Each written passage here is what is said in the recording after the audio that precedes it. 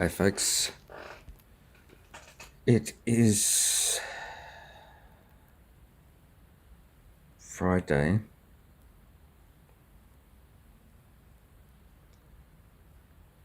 July 9:15, and yes, that is a violin neck that I'm hand carving. I bought a pattern 1717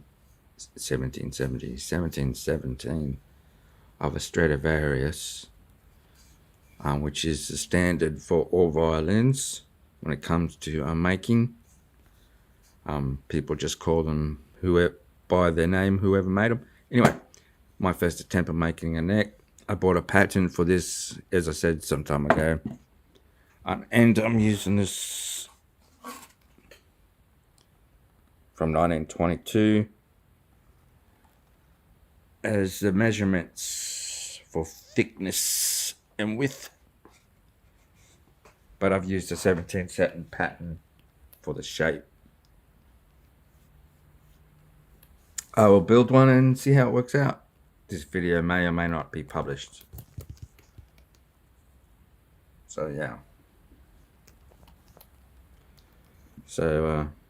Yeah, hand carved. And yes, this is one piece of spruce. As you can see, there's no knots in this timber. The grain's all going in one direction.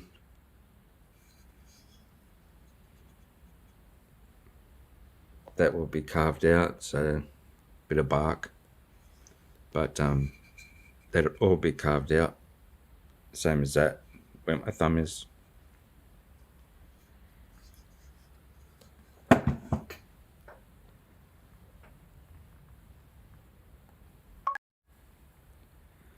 Hey folks, it is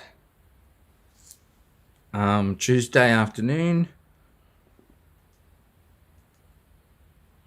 and I am still working on the violin neck, hand carved by me. I'm doing the scroll first with the pegs so I would not lose. What I've done is that by using this pattern,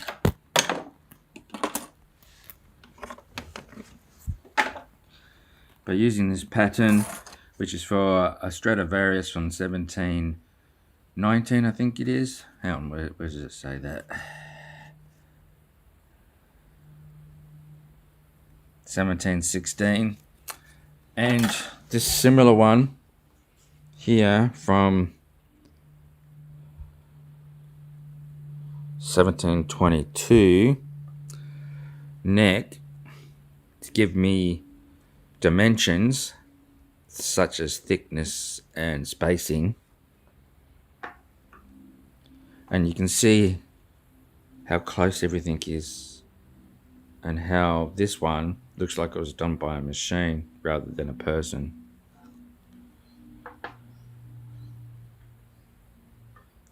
So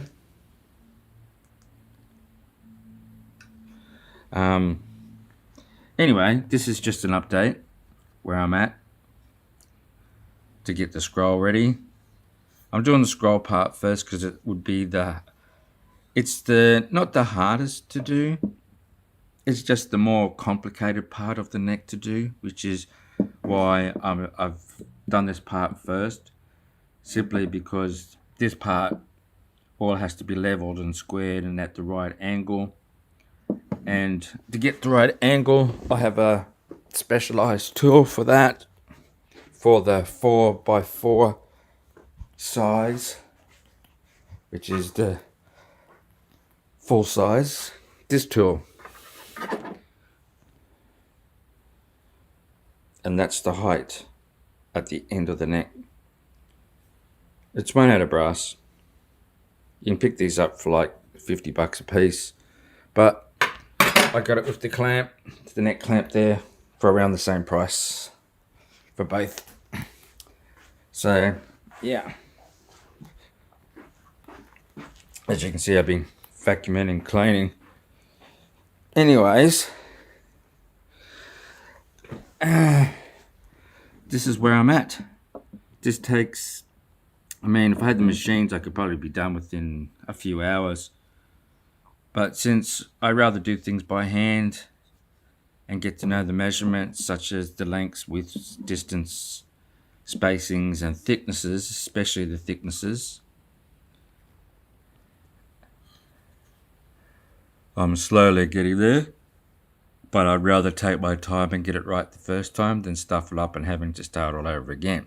Because there's over 10 hours of work just in this part here. So yeah.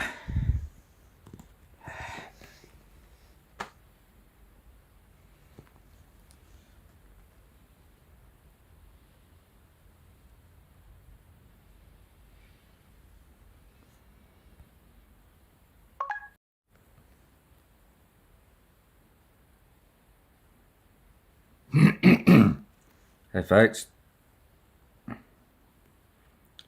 Thursday late evening, got 11 10 the 7th 2025.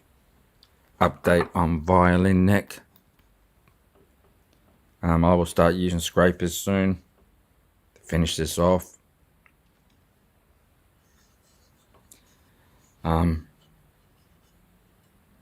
So I'm using, this is the basic shape. This is for Stradivarius standard 1716 shape. That gives me the basic shape and the correct angles I need. Because remember, the neck is dovetailed into the body of the violin. It is not put on the outside and glued on. That is not a violin, that's a toy.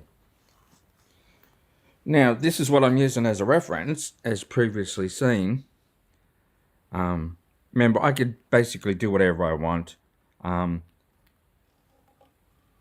regarding the design. However, I will try and keep this as traditional as possible. You can see see if you can see that under there. My phone focus. You can see that blodgel of organic glue, which has to be removed for me to put the top back on, which I'm not even up to yet. But anyway, this is what I'm using for a reference. You saw in the previous video. Then I will be combining all these because they're only a few minutes each. You can see someone's already done a previous repair, and you can see see if you can see down there.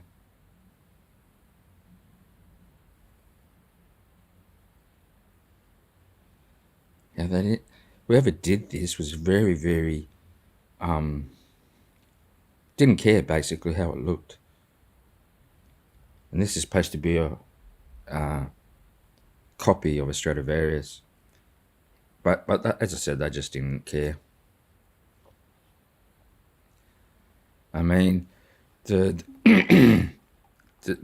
ebony neck fingerboard needs to be tidied up and leveled out. It may even need to be replaced because it is quite worn there. We will see, because that has to be taken off. But now the sound that this is supposed to make based on dimensions. The bottom is different to the top. Obviously, the top is more of an hourglass pattern with oblong shapes in the middle to give you your basic sound. The depth and height of the soundboard. The one for this one is broken up in many pieces, which has to be put back together.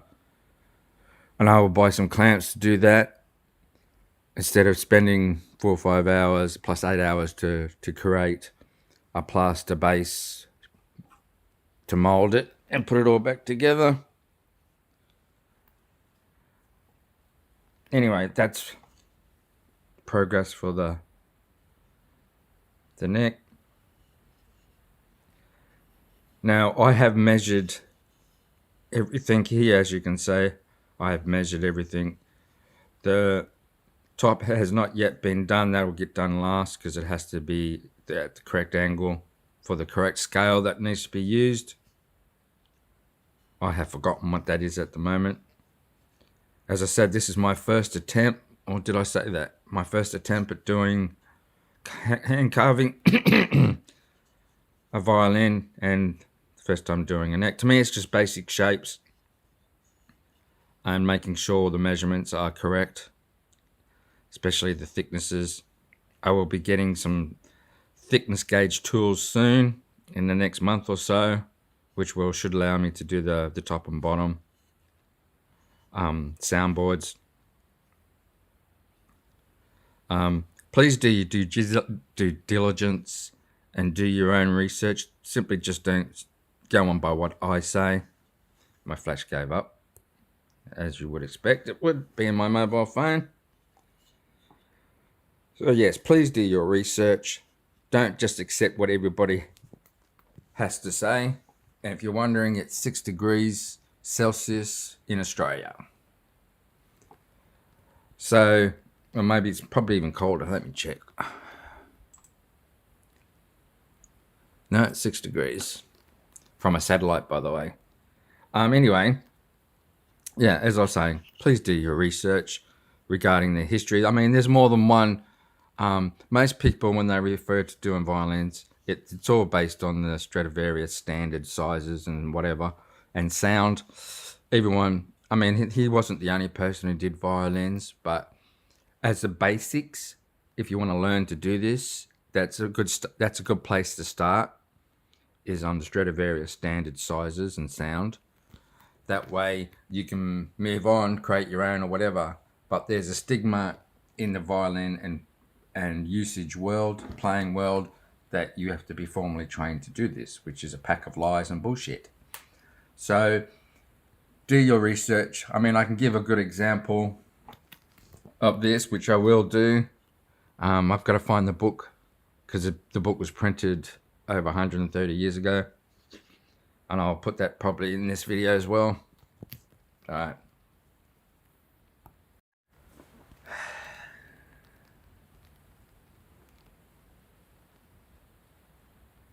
Friday morning. So, progress on the neck, violin neck.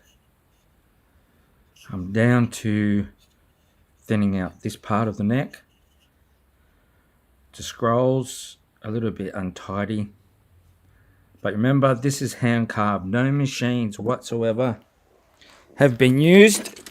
These are the tools that I used. These are specialized scrapers used on and for violins. These are handmade scrapers from, can you guess what? From paint scrapers, actually. Saw this. Save some money because I scrounged those and cut them up. So, antique tool, at least 60, 70 years old. I think I scrounged this one. Can't remember. I either bought it or scrounged it. One of the two, because they used a metal hammer on this and destroyed half of the handle. So I carved the handle into this, so it's only half the size, so I can use it. These I bought on AliExpress for around $100. The only problem with these, they are very nice tools, but the problem is the steel is mild steel. It has not been treated. So if you want to use these and buy these, you're going to have to put them under a direct flame and heat them up, then abruptly cool them down to try and harden the metal as best you can, so they don't go blunt very quickly, which they do.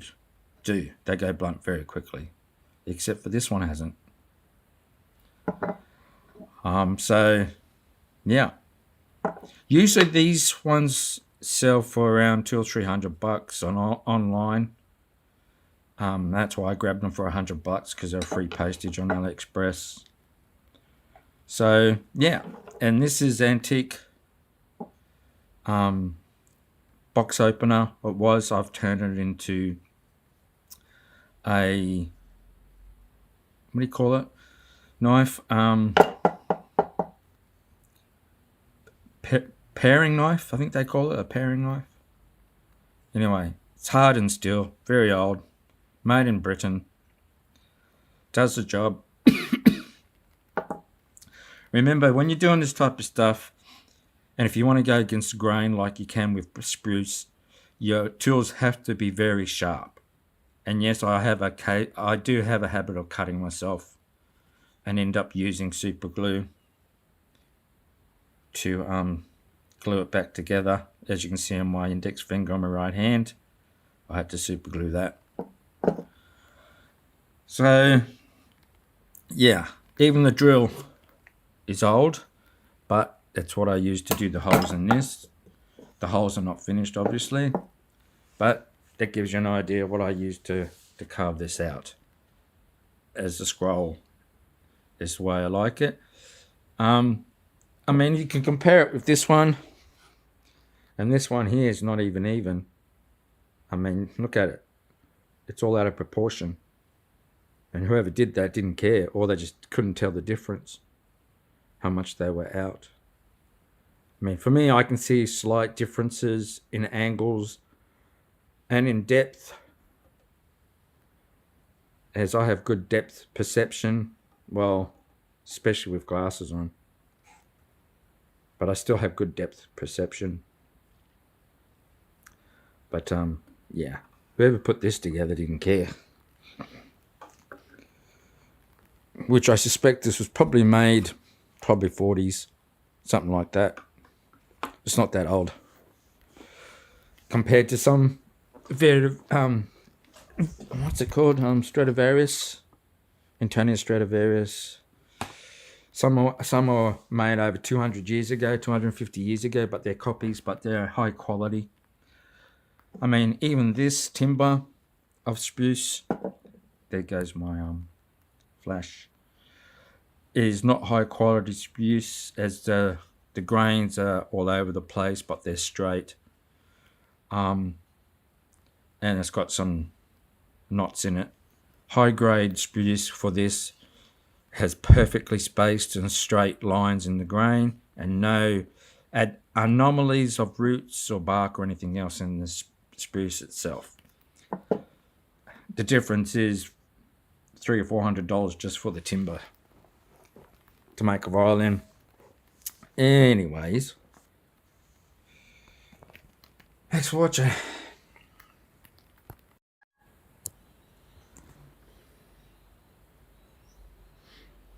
Saturday afternoon, folks.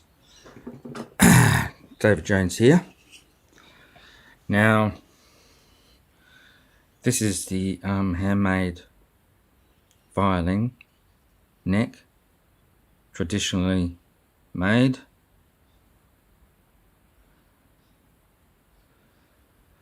It's not 100% perfect.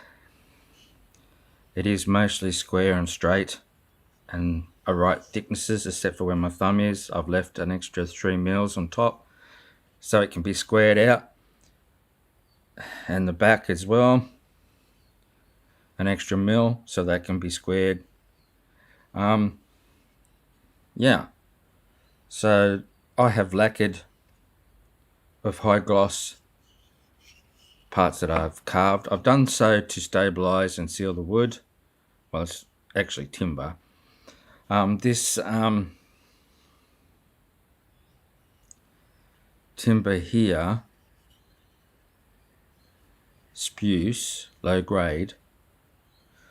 High grade means there's supposed to be 3 grades, and the perfect grade that you can buy already cut to not cut to shape, but cut into sections that you can modify to create a violin and carve out. The grain is perfectly straight, no wobbles, no bings, no knots, no nothing. This is a low grade where it had Knots are generally caused by weaknesses or overgrowth or by branches. And this is what this is, but I have obviously carved those out except for that one there, which is a knot. This is why this is low grade timber. So, I mean, I'm not a encyclopedia. I do not know everything. I do try my best to give you as much information as I can. So,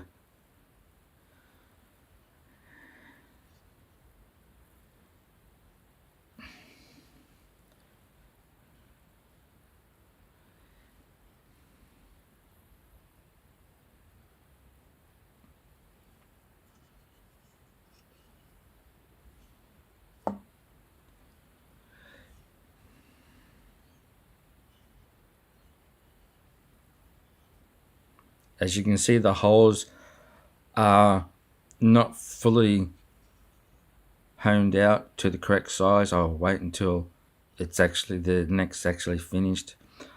I might not probably. I'm undecisive whether I should put this on the actual violin I have for this, because this is my first attempt. I'm not 100% pleased with it, but at the same time, it's my first attempt at this. So I might actually just buy low-grade timber, spruce, and tiger maple, and I think this is tiger maple, because you can see the stripes in it. So what I might do is make a whole 4x4 scale, which is a full scale violin, and see how we go. It would take a while to make, but as long as you're very, very patient and intricate in what you're doing, you should succeed. Anyway, again, this is the template I used. This is short by 4 mils that is used to countersink the violin into the front of the body of the violin. But this is the 1716 pattern that I used, and this is the neck reference that I used for this, from a copy from 1722 based.